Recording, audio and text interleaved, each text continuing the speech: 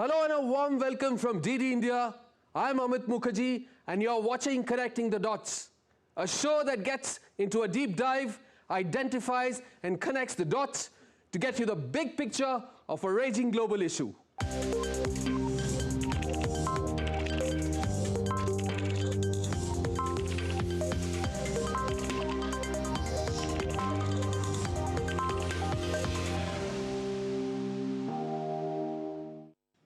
In this edition, we take a look at how climate change is impacting our lives in more than many ways. As frequent extreme weather conditions and calamities continue to wreak havoc, 90% of the world disasters are now being classified as weather and climate related. And these disasters are taking a toll on the world economy, causing whopping losses to the tune of over $500 billion every year, resulting in 26 million people being pushed into poverty.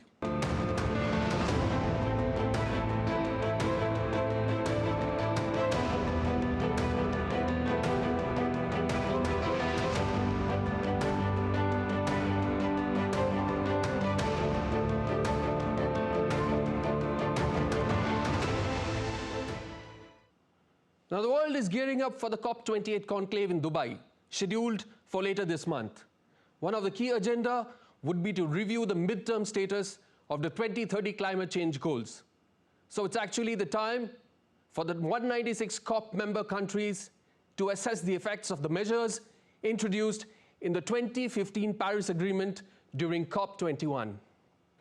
The agreement enlisted ways to limit change of the climate with a target set for 2030, but as far as the climate health of our Earth is concerned, all is not well at all. It's rather very bad.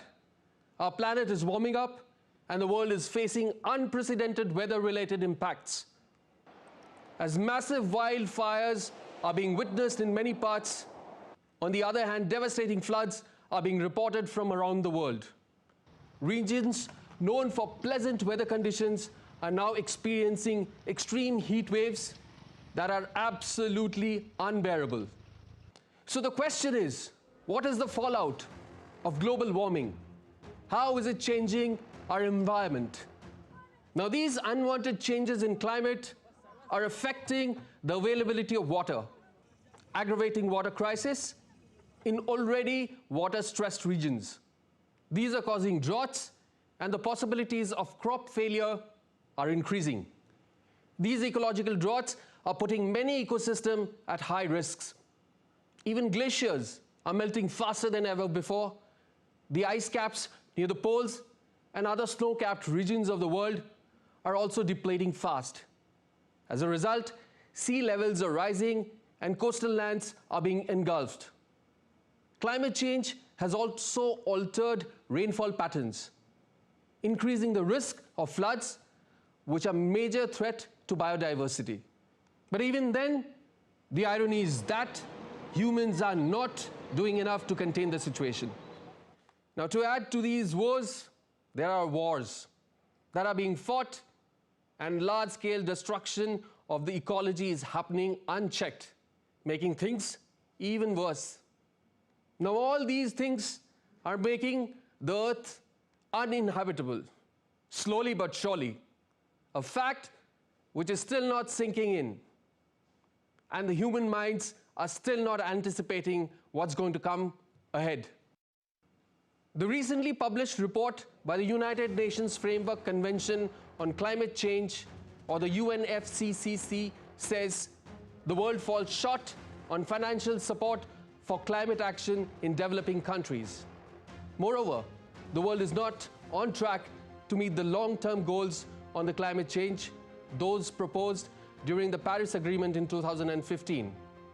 The report is a part of the first ever stock-taking exercise scheduled to conclude at the UN Climate Change Conference, or the COP28, this month. The report says financial support for adaptations are inadequate.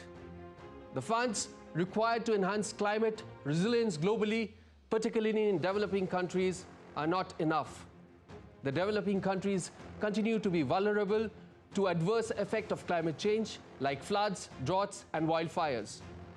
The report also states that the collective progress on mitigation remains inadequate, not enough to meet the targets mentioned in the Paris Agreement. Now, planet Earth has reached the tipping points on several counts in 2019. Atmospheric CO2 or carbon dioxide concentrations reached an annual average of 410 parts per million in 2019, which is higher than at any time in at least 2 million years. Concentrations of methane reached 1,860 parts per billion, highest in the last 800,000 years. Concentrations of nitrous oxide were 332 ppb, also highest in the last 800,000 years. Earth's global average surface temperature between 2011 and 2020 was around 1.1 degrees Celsius, higher than the pre-industrial average. In fact, a key focus of the Paris Agreement, which is trying to address climate change mitigation, adaptation, and finance, is to contain the rise in global temperature also. Now, the goal is to hold the increase in global average temperature to well below 2 degrees Celsius above pre-industrial levels in the century, and pursue efforts to limit temperature increase to 1.5 degrees Celsius above pre-industrial levels. However, in recent years, world leaders have stressed the need to limit global warming to 1.5 degrees Celsius by the end of this century. So, as nearly 200 nations are expected to come together at COP28 to coordinate a global climate action for the future, the first ever report card on climate target progress shows just how far behind we are on our climate targets. So do we need to pull up our socks to save planet Earth? Or even a better question, do we need to act fast to save ourselves from extinction? Well, at least that's what several reports are now pointing at. We need dramatic actions to benefit our climate, and we need them now. COP28 is the world's chance to level up. The COP meets on climate are held in different cities every year to demonstrate the importance of collaboration from nations across the globe. Now, this year's meeting will be held at Dubai in United Arab Emirates. Besides global cooperation to fight climate change, the meet will also take up finance for climate transition and adaptation. This is expected to emerge as a pivotal theme. While calamities like forest fires, floods, quakes continue to wreak havoc in multiple global pockets, reports by experts committees suggest we are completely off track in our mission to save planet Earth. In fact, there is also a lack of will amongst some well-placed countries to help poorer nations to adapt the climate-friendly transitions. And of course, there are wars causing social and ecological destructions, which would take years and huge funds for recovery. Now, sadly, another report by UN Intergovernmental Panel on Climate Change, or IPCC, published earlier this year, painted an equally grim picture. This UN climate report gives stark warnings, says the world is on thin ice. The report has reconfirmed that rising temperatures and emissions are an imminent threat to humanity. It urged the world to ramp up efforts to uphold their commitment in the Paris Agreement. The report also said that almost half of the world's population lives in vulnerable regions of the planet, and they will continue experiencing the threat to their ecosystem. Now, sadly, the vulnerable communities that have historically contributed the least to climate change are being affected most adversely. So what's the way forward? Are there enough collaborations happening? But some countries, even developed ones, are revising their goals and targets in the wake of rising inflation and recessionary trends. Now, UK, for instance, has found some of the targets to be burden on its citizens, which is why it has delayed the replacement of home heating systems as well as the transition to diesel and petrol cars. Prime Minister Sunak said he would delay the ban on the sale of new diesel and petrol cars by 5 years and confirmed extending its targets to phase out gas boilers. He also said a worrying set of proposals that has emerged during debates on net zero would be scrapped. Now, these include government interference on how many passengers can travel in a car, to force citizens to have 7 different bins at their homes, to make citizens change diet and harm British farmers by taxing meat, to create new taxes to discourage flying or going on holidays. Now, another important matter which is to come up in the climate meet is the issue of loss and damage fund. The COP27 took a landmark decision to establish a loss and damage fund in Egypt, primarily to help the developing nations. The move was considered to be a vital third pillar in the climate action. Now, this raised hope among developing nations who have been facing the brunt of climate-induced disasters. Developing countries, which contribute the least to global warming and climate change crisis, have had their livelihoods devastated due to uncontrolled use of fossil fuels such as gas, oil, and coal, primarily led by the developed nations. In fact, the wealthiest and rich countries, essentially the global north nations, which account for an overwhelming 79% of all historical carbon emissions until the last decade, owe a considerable debt.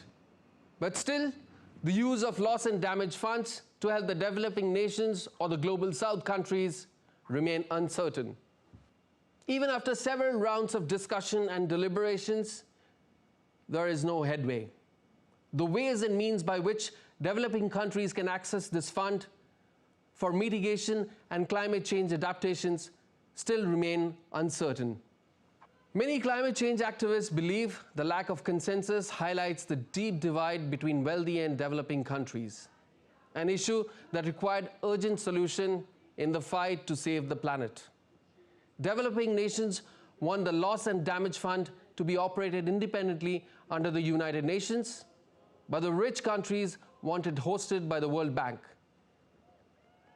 There have been voices amongst environmentalists and civil societies that a constructive engagement by the developed nations or global north countries is needed to resolve this issue. Meanwhile, India has also been proactive in the fight against climate change. While India continues to meet climate goals and net zero targets well in advance, it has been emphasizing on simple and cost-effective ways to help the developing countries meet their goals. In fact, Indian Prime Minister Narendra Modi, in his address at a joint session at the US Congress in July this year, touched upon India's rapid energy transition to meet its climate goals. PM Modi said that India has achieved its goals of sourcing 40% of installed electric capacity from non-fossil fuel-based resources 9 years ahead of its schedule. In fact, it's worth noting that Indian government's goal is to ensure that renewable supply reaches half of its total energy mix by 2030. Highlighting the importance of participation of masses to achieve sustainability goals, PM Modi mentioned that every individual can make a positive impact.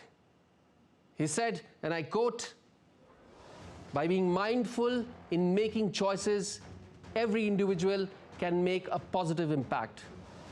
Making sustainability a mass movement will help the world reach the net zero targets faster. Our vision is pro-planet progress. Our vision is pro-planet prosperity. Our vision is pro-planet people," unquote. So as the world continues to walk on thin ice, the world looks forward to the COP28 summit. We hope the world leaders, at least now, would act like superheroes to save planet Earth from reaching a point of no return.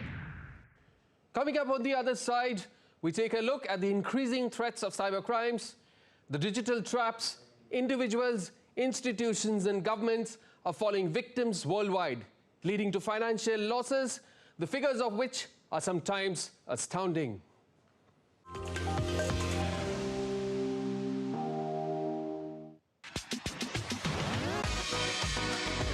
India that invents.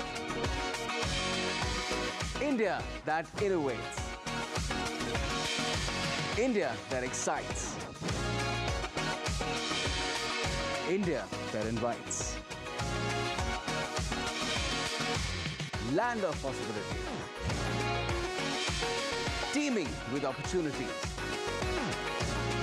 Watch India Ideas each Thursday, 8 p.m. only on DD India. In a world that never stops, where information shapes our reality, one app stands out, helps you stay ahead of time. Introducing the DD India app, your gateway to a world of news right at your fingertips. Your most trusted source of news goes global, goes digital. Explore a world of options, top stories, live updates, in-depth analysis, and more.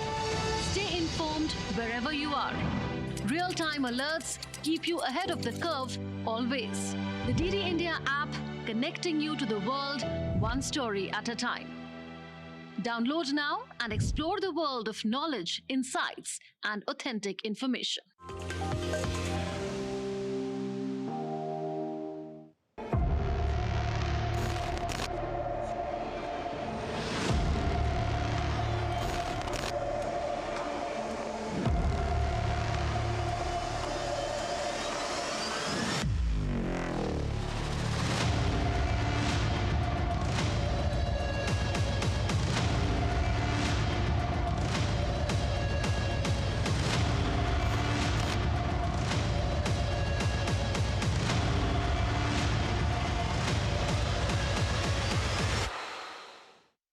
Cyber frauds, the new age digital crimes, are quite rampant these days.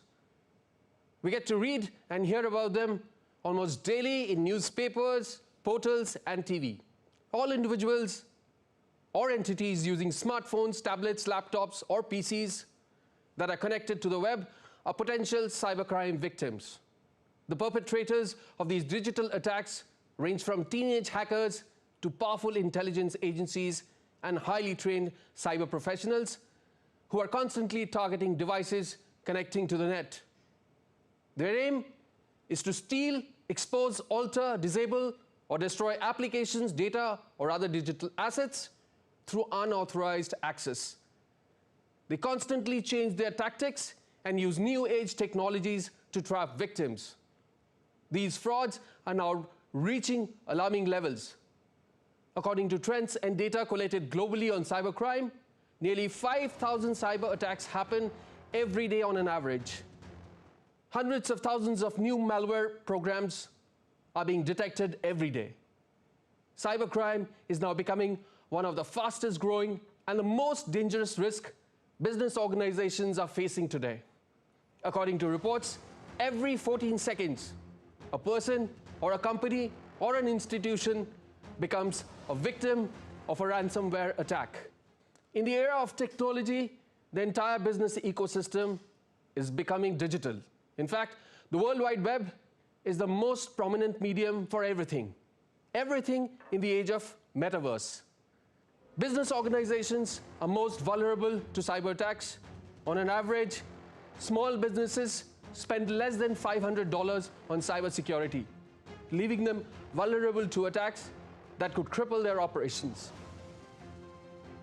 According to estimates, based on data analysis of tech advancements and introduction of new applications, cybercrime is estimated to cost business houses $10.5 trillion globally by 2025. So what's the motive behind the web traps? The attacks on the mobile devices, networks, or even systems. The primary motive is financial gain, either through a direct financial fraud by siphoning money out of an individual's account or crypto wallet, or a disruption, basically jamming, stealing, or corrupting data against which a hefty financial settlement can be bargained to restore the operations. Take the example of Industrial and Commercial Bank of China, or the ICBC, China's largest commercial lender by assets. Now, ICBC's US-based operation was hit by a ransomware attack recently that disrupted its trades in the US Treasury markets. The bank said it is investigating the attack. the Chinese Foreign Ministry stepped in and clarified that the business systems at ICBC head office and other branches were normal. Malware attacks, which involve the installation of malicious software on a victim's device or even a network, continue to be a major threat. Here are some statistics. Every minute, 4 ransomware attacks happen. In fact, every 14 seconds, either an individual or an entity face a cyber attack. Around 560,000 new pieces of malware are detected every day. Phishing attacks, which trick victims into revealing sensitive information, are also on the rise. About 3.4 billion phishing emails are being circulated daily. The reports say nearly 85% of all emails are spam. Roughly 100 million phishing scams are blocked by Google every day. Trojans account for 64.31% of all computer malware. These statistics show that cyber attacks are not just a possibility, but a harsh reality that business houses face every day. While cyber attacks and frauds continue to rise, digital security spendings are expected to touch $219 billion this year. It would grow to nearly $300 billion in 2026, according to a recent estimate by the International Data Corporation, or IDC. The primary spenders in these segments would be organizations in banking, manufacturing, professional services, and governments, of course. Now, what's the modus operandi of these cyber attackers? The form of these attacks include phishing, financial theft, ransomware attacks, identity thefts, hacking, distributed denial of services, or DDoS attacks, among others. Phishing scams.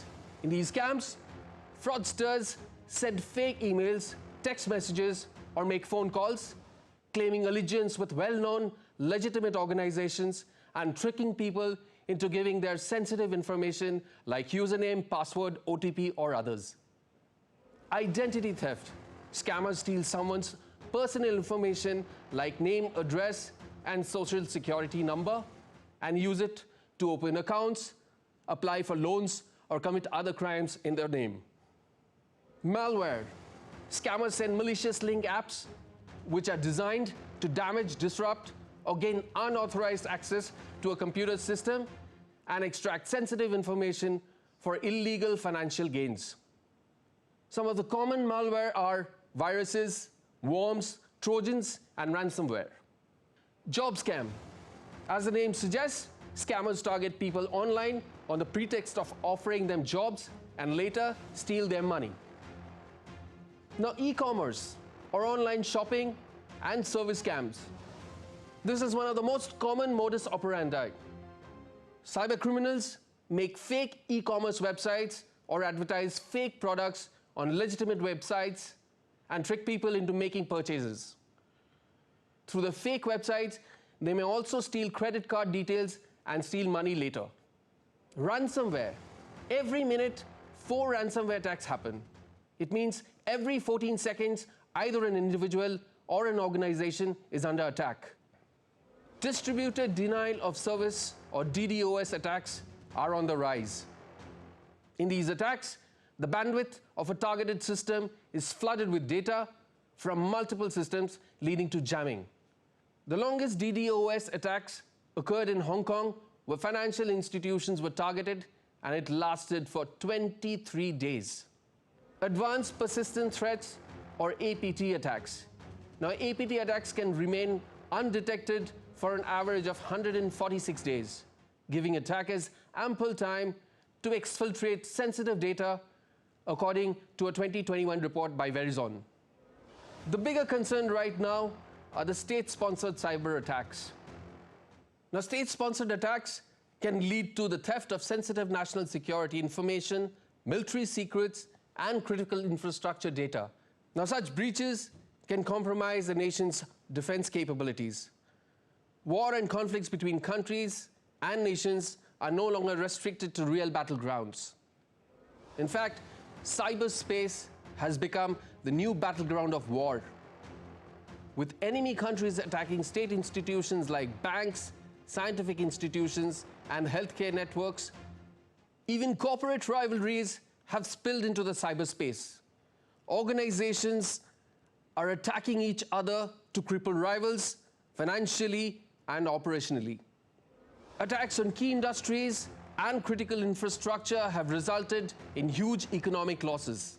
For instance, the disruption of energy or financial systems can have severe economic consequences. Another recent example of a cyber fraud has been reported from Australia. DP World Australia, one of the country's largest port operators, suspended operations for 3 days following a cybersecurity breach. The data breach impacted freight movement in ports of Melbourne, Sydney, Brisbane, and Fremantle. Australia has seen a surge in cyber intrusion since late last year, prompting the government to set up an agency to help coordinate responses to the hacks. Now, cybercrime is a big business, but its impact extends far beyond the economic costs. Cybercriminals pose as bank officials, HR consultants, or something or the other to prompt victims to share their bank accounts and personal details. They then send links to remote mobile applications to the victims and ask them to download these applications and share the OTP. Within seconds, the personal data gets compromised and the hard-earned money is deducted from the accounts instantly. So as laws are still being formulated by governments, awareness is a must. Stay informed and alert to avoid these frauds. Do not respond to messages or mails offering high-paying jobs. Any scheme offered through phones promising unusually high returns is a potential scam. Avoid them. Do not open links or entertain calls from unknown numbers seeking personal information like date of birth, bank account details, or social security numbers. In case you have responded by mistake or made payments, contact the local cybersecurity cell or visit their website to lodge a complaint at the earliest. That's all in this edition of Connecting the Dots. A big thanks from all of us here in the newsroom for watching DD India. Take care and stay safe.